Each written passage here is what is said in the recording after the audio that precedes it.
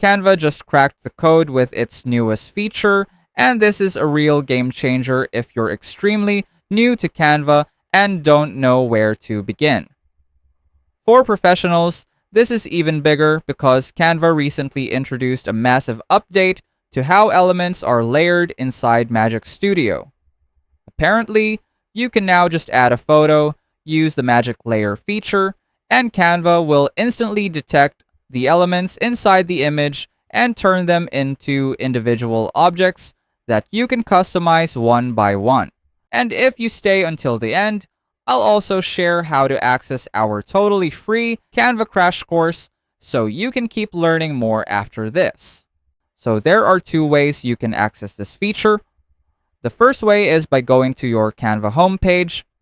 When you open your Canva account, look at the shortcut icons where Canva highlights its newest tools. You should see the Magic Layer feature there.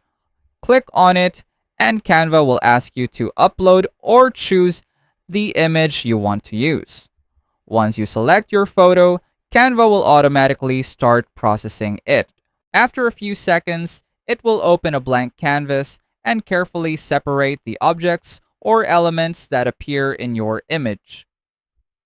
When the process is finished, you'll be able to explore which elements became independent from the background.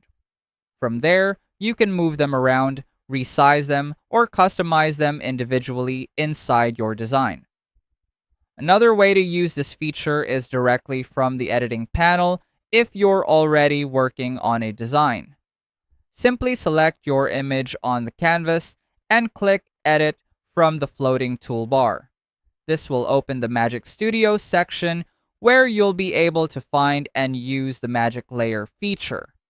If you find this video helpful so far, please consider subscribing to help YouTube algorithm show my video to other people who want to learn Canva in the easiest way. And as promised, if you want to access our totally free Canva crash course, just check out the pinned comment down below. And that's it.